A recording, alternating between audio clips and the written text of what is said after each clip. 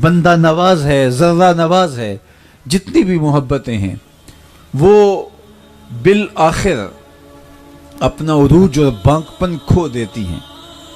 جن محبتوں کا عروج اور بانکپن زمانے نے دیکھا، پھر ان محبتوں کا بڑھاپا بھی دیکھا، لیکن یہ وہ محبت ہے جو بوڑھی نہیں ہوتی، اس کا شباب کبھی ختم نہیں ہوا، اس کی رعنائیاں کبھی کم نہیں پڑی، اور اس کی شوخیاں کبھی ماند نہیں پڑی، اس لیے کہ یہ اس حسن سے وابستہ ہے جو حسن کبھی مان نہیں ہوا۔ وَلَلْآخِرَةُ خَيْرٌ لَكَ مِنَ الْأُولَى۔ جب حسن کمزور نہیں ہوا تو محبت کمزور کیوں ہو؟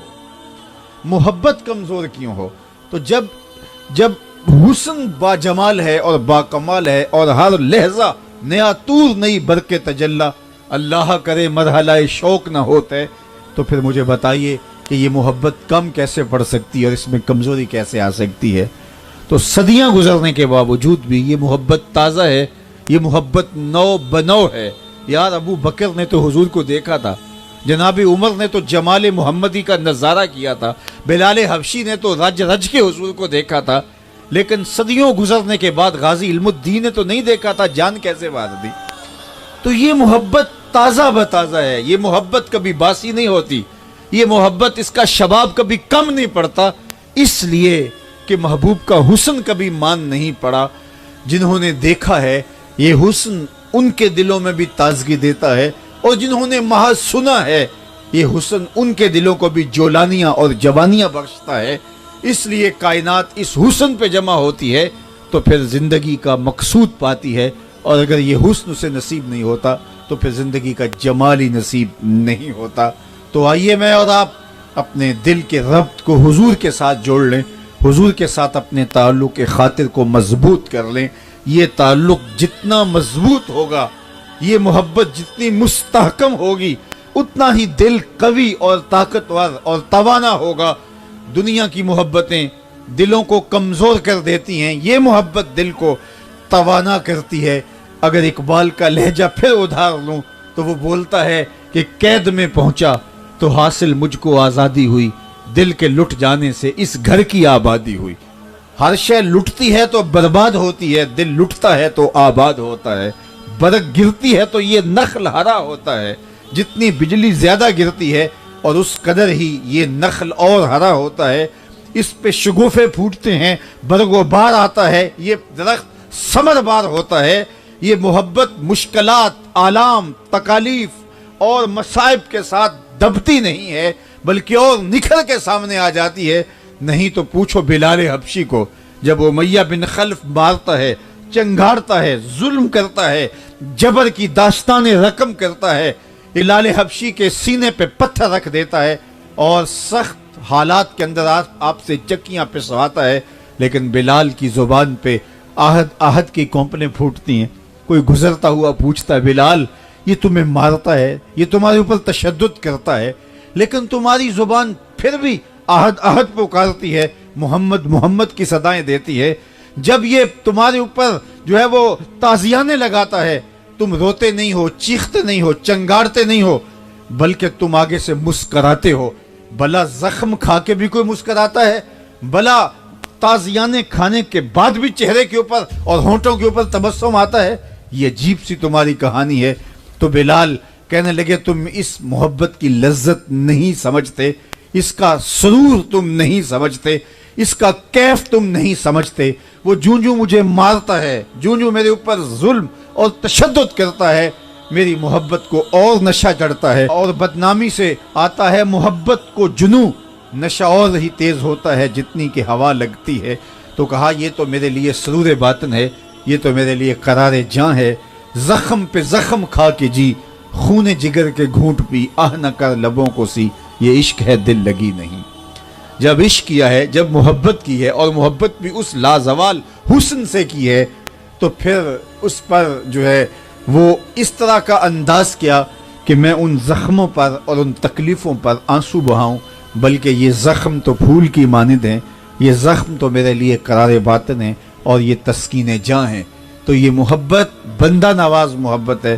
اچھا، محبتیں ساتھ بھی چھوڑتی ہم نے دیکھی ہیں دنیا کے اوپر۔ دنیا میں دنیا والوں کے چاہنے والے بڑے بڑے قربت کے رشتے بھی، جو کہتے تھے ہم ایک دوسرے کے بغیر جی نہیں سکتے تھے، ہمارا تعلق اتنا مستحکم اور مضبوط ہے، لیکن پھر وہ محبتیں بھی ٹوٹ گئیں، وہ الفتیں بھی قائم نہ رہ سکیں، اور پھر داغ جدائی کا دل پہ لیے حسرتوں کی داستان بن گئے۔ دنیا کے اوپر کتنی لوک داستانیں بکھری پڑی ہیں جس میں محبت کی ناکامی کی کہانیاں ہیں کہ کس نے کس کو کس مرحلے پہ چھوڑا اور کس نے کس کو کس طرح دہا دیا اور وفا کی دھجیاں اڑا کے رکھ دیا۔ کسی نے کہا تھا یا تو دنیا کے اوپر وفا نام کی چیز ہی کوئی نہیں، یا ہے تو آج تک کسی نے کی نہیں ہے۔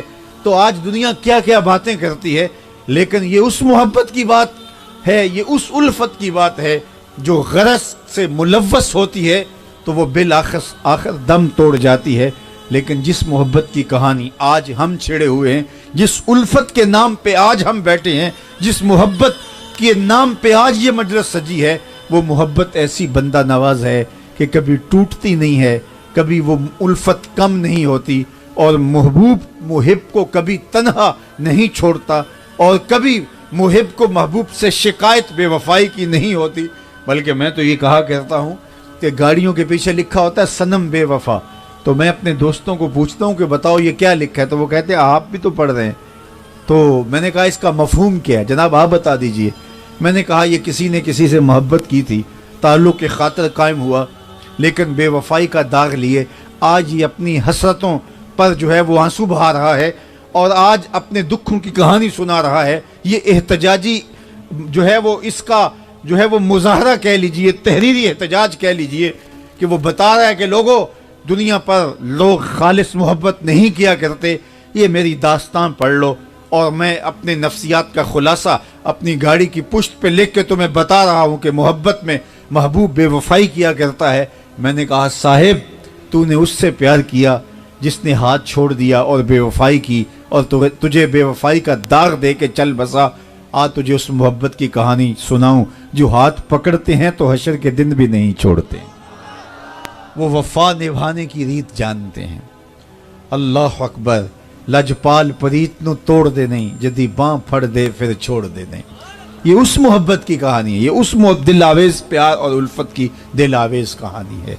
تو کائنات نے، زمانے نے دیکھا کہ اس پاکیزہ ذات سے، اس محبوب دعوت سے جس نے محبت کی ہے، پھر اس محبت کا مل پڑا ہے، چاہے محبت کرنے والا انسان تو انسان رہا، پتھر ہی کیوں نہ ہو۔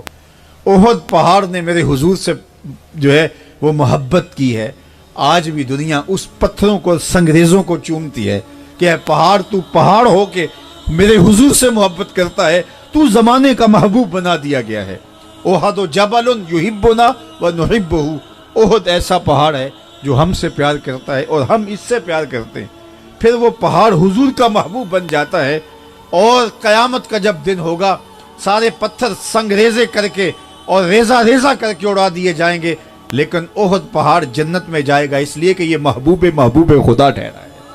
اس نے حضور سے پیار کیا تو اس کی محبت کا مول ڈالا جائے گا، اس کی محبت کی قیمت ڈالی جائے گی، اس کا وزن ڈالا جائے گا کہ یہ محبت ہے جو ساتھ نہیں چھوڑتی ہے، جو بندہ نواز بھی ہے، جو ذرہ نواز بھی ہے، اور جو پستیوں سے اٹھا کر کے بلندیوں تک پہنچا دیتی ہے۔ یار کالے رنگ کا بلال، اور لوگ اس کو پاس بٹھانے کے لیے تیار نہ ہوں، اس کے ساتھ بیٹھ کے کھانا کھانے کے لیے آمادہ نہ ہوں، ہونٹ موٹے ہیں، رنگت کالی ہے، ناک چپٹی ہے، لیکن جب دل جڑتا ہے محبوب کریم کے ساتھ، ربط باطن ہوتا ہے آمنہ کے لال کے ساتھ، اب وہ بلال عزتوں کی اس مسند پہ بیٹھتا ہے کہ میرے محبوب خود معراج سے واپس پلٹ کے آئے اور کہا بلال تو کون سا نیک عمل کرتا ہے، میں نے جنت میں تیرے قدموں کی آہٹ کو سنا ہے، مجھے بتاؤ کیا وہ جو چکیاں پیسی تھیں، وہ جو تکلیفیں سہی تھیں، جو جسم کے اندر کیل ٹھنکوائے تھے، سب چیزوں کا مول پڑ نہیں گیا جب حضور نے کہا میں تیرے قدموں کی آہٹ کو جنت میں سنا ہے۔ اور پھر وہ کہانی بھی کتنی دل آویز ہے۔ یہ محبت ذرہ نواز ہے، یہ محبت بندہ نواز ہے، یہ محبت مول ڈالتی ہے۔ محبت اصل روپ کے اندر نمایاں ہوتی ہے کہ محبت کا اپنا وزن اور محبت کی قیمت کتنی ہے۔ حضور کے وصال کے بعد بلال حبشی شہر مدینہ چھوڑ گئے، کہتے تھے ان گلیوں میں اب حضور دکھائی نہیں دیتے۔ پہلے جب میں آتا تھا حضور کو آنکھوں کے سامنے دیکھتا تھا میرا سینہ ٹھنڈا ہو جاتا تھا.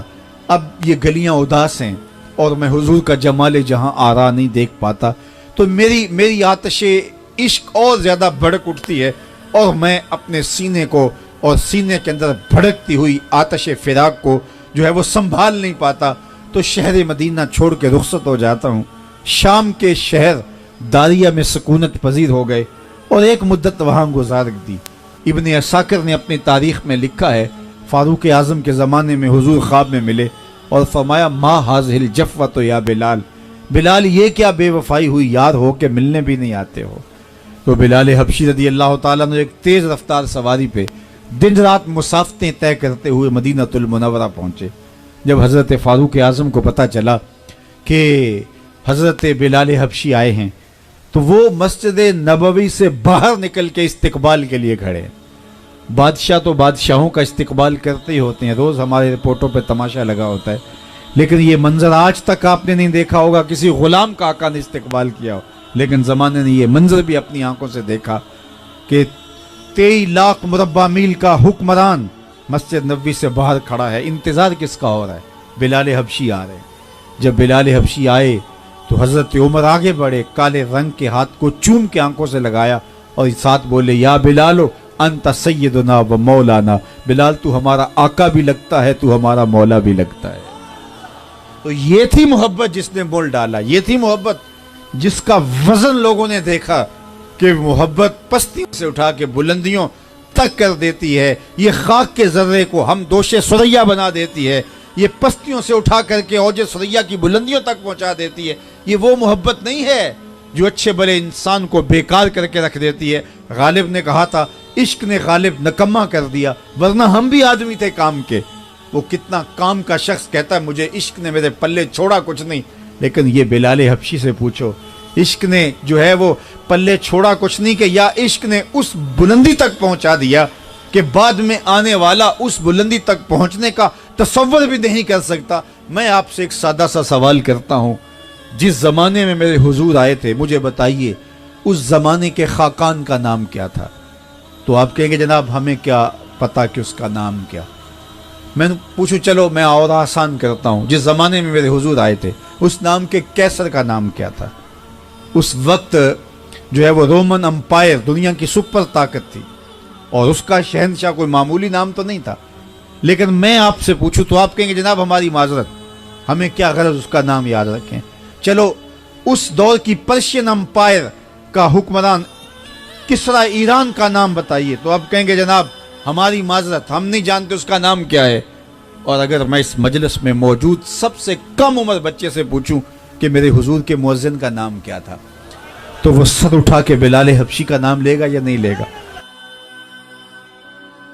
مجھے بتاؤ اس دور کے ٹرمپ کا نام تو زمانے کو یاد نہیں ہے, اس دور کے کیسر کا نام تو زمانے کو یاد نہیں ہے, اس دور کے خاقان کا نام تو زمانے کو یاد نہیں ہے, لیکن میرے حضور کے مؤذن کا نام آج بھی بچے بچے کو یاد ہے.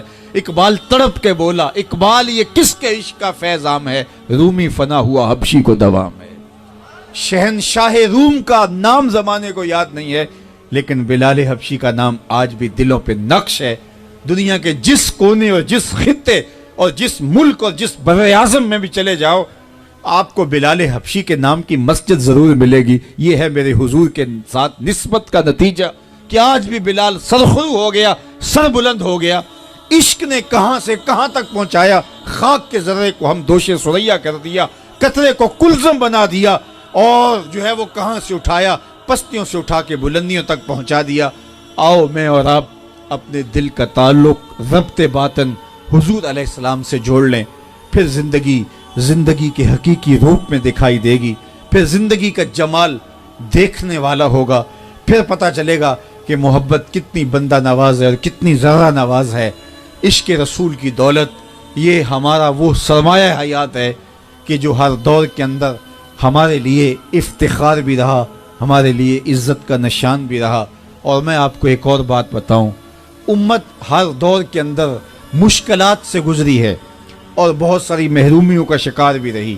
کبھی ایسا بھی ہوا کہ دنیا کے کئی بر اعظموں پہ ہمارے پھریرے لہراتے تھے, اور وہ وقت بھی آیا کہ ہم دنیا کے باج گزار ہوئے. وہ لمحے بھی ہم نے دیکھے कि हमारे मुनज्जम सितारों पे कमंदे डालते थे, और वो वक्त भी हमने देखा कि हम एक सलाई मशीन बनाने के लिए भी दूसरों से पुर्जे मांग रहे थे।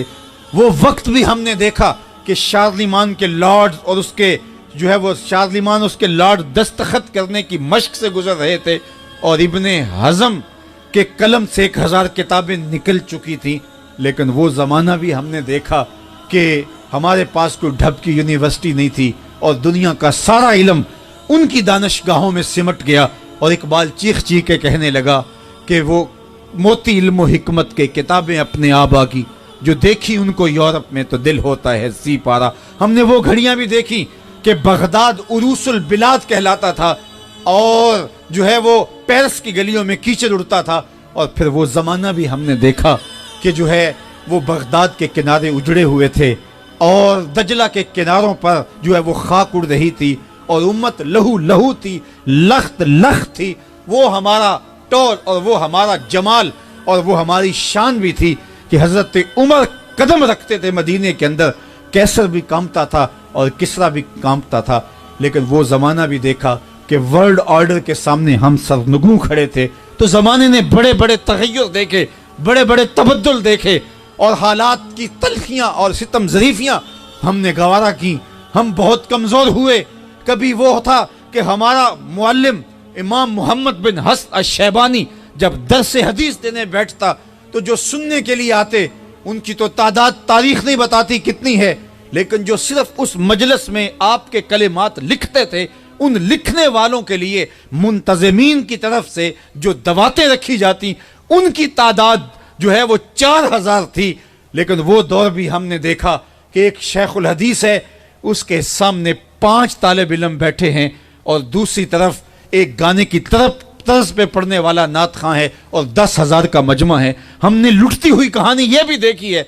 लेकिन साहिबो, एक बात जो मैं करने जा रहा हूँ, इस उम्मत ने उरूज भी देखे हैं, इस उम्मत में जवाल भी देखे हैं, इसने पस्ती भी देखी है, ज़बूहाली भी देखी है, वो लम्हे भी देखे हैं कि कोई ज़कात लेने वाला नहीं था, और गलियों के अंदर लेकर उमर बिन अब्दुल अजीज के दौर के अंदर जो है वो उनके कारिंदे फिरते थे कि कोई ज़कात लेने वाला हो तो हम अपनी ज़कात अदा करना चाहते हैं।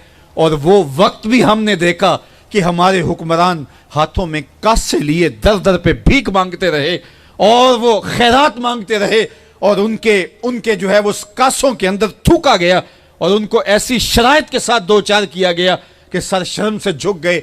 ये कहानियां दर्दनाक हैं, और ये दुख जो हैं वो सीना चीरते हैं।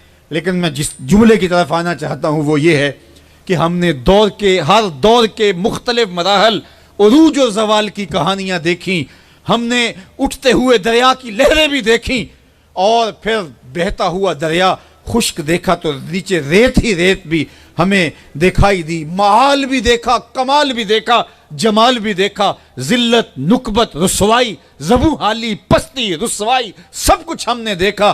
तारीख खुले और आग की तरह हमारे सामने मौजूद है। लेकिन जो बात मैं आपसे कहने जा रहा हूं, हमने हर दौर में बदलती हुई रुतें देखी, मौसमों का तगय्युर देखा, लोगों के बदलते हुए चेहरे देखे, हमने तख्तो ताज हवाओं में उछलते देखे, हमने बगदाद के अंदर जो है वो खाक उड़ते देखी, हमने सरों से बनते हुए मीनार देखे, हमने दजला की लहरों पर तैरती हुई लाशें देखी, हमने फलूजा के अंदर लोगों के घरों के अंदर बनती हुई कब्रें देखी, हमने जो है वो डेजी कटर बम्बों के साथ हमारे भाइयों के उड़ते हुए लाशें और उड़ते हुए पड़खचे देखे। हमने क्या क्या नहीं देखा। माजी तो माजी रहा। दौरे मौजूद के अंदर आप फलस्तीन चले जाएं, आप सीरिया चले जाएं, आप इराक चले जाएं, आप अफगानिस्तान चले जाएं, ये आपके पास बस्ती, एक बस्ती दर्दों से भरी हुई, दुखों से भरी हुई कश्मीर है। जरा कश्मीर की जानब बिलकती माएं, रोते बच्चे और सिसकती बेटियां, जिनके उजड़ते हुए सिहाग, कौन कौन सा दर्द हमने नहीं सहा। लेकिन जो बात मैं कहने जा रहा हूं वो ये है, हमने हर दुख गवारा किया, लेकिन कभी भी हमने हुजूर के नाम पे सौदा नहीं किया है। हम जब खुद बिकने पे आए तो हुजूर के नाम पे बिके, और अपना सब कुछ कुर्बान करने के बाद भी हमने ये कहा, करूं तेरे नाम पे जां फिदा, बस न बस एक जां दो जहां फिदा, दो जहां से भी नहीं जी भरा, क्या करूं करोड़ों जहां नहीं। یہ ایک اثاثہ ہے، یہی رہ دے کہ ہمارے پاس کائنات رہ گئی ہے، یہ اثاثہ لٹنے نہ دینا، یہ دولت کہیں برباد نہ ہونے دینا، یہ سعادت اپنے ہاتھ سے جانے نہ دینا، اور یہ اپنی نسلوں کے اندر بھی منتقل کرنا، اور حضور کی محبت ان کی رگوں کے اندر سرایت کر دینا، تاکہ وہ سخت سے تلخ اور سخت سے سخت حالات کے اندر بھی اٹھیں تو حضور کا نام لے کے بڑھیں اور حضور کے ذکر کا چراغاں کریں، اور حضور علیہ الصلوۃ والسلام کے لیے آج نہیں تو کل یہ امت اٹھے گی اور عروج آئے گا، اور بانکپن اس امت کو اللہ نصیب فرمائے گا۔ لیکن یہ بات میں آپ کو پھر کہوں، جب بھی یہ امت اٹھے گی حضور کے نام سے اٹھے گی۔ تو اقبال نے کہا تھا، آج بھی اگر تم کھڑا ہونا چاہتے ہو، او گرنے والو، او شکستہ پا لوگو، او دردوں اور غموں کے مارے ہوئے لوگو، آؤ میرے حضور کا دامن پکڑ لو، کی محمد سے وفا تو نے تو ہم تیرے ہیں، یہ جہاں چیز ہے کیا لوح و قلم تیرے ہیں۔ پھر قلم بھی تمہارے ہاتھ میں دے دیا جائے گا، تختی بھی تمہارے ہاتھ میں تھما دی جائے گی، پھر تمہاری تقدیر کے فیصلے واشنگٹن میں نہیں ہوں گے، بلکہ خدا بندے سے خود پوچھے گا، بتا تیری رضا کیا ہے۔ لیکن شرط یہ ہے کہ وفا کا رشتہ تمہیں حضور کے ساتھ مستحکم کرنا ہوگا، آپ کی محبت رسول کانفرنس قبول کر لی جائے، اور ایک ایک لمحہ مستجاب ہو، آپ کے گھروں میں برکتیں ہوں، اور آپ کے واپس پہنچنے سے قبل اس مجلس نور کی برکتیں آپ کے گھروں میں چراغاں کر دے، اور اس کی برکتیں آپ کے کاروبار میں بھی ہو، آپ کی اولاد میں بھی ہو، آپ کی نسلوں میں بھی ہو، آپ کی زندگیوں میں بھی ہو۔ اللہ مجھے آپ کو اپنی رحمتوں کے حصار میں رکھے۔ اقبال کے شعر پہ ہی اپنی گفتگو کو ختم کروں گا کہ قوت عشق سے ہر پست کو بالا کر دے، دہر میں اسم محمد سے اجالا کر دے، وآخر دعوانا ان الحمدللہ۔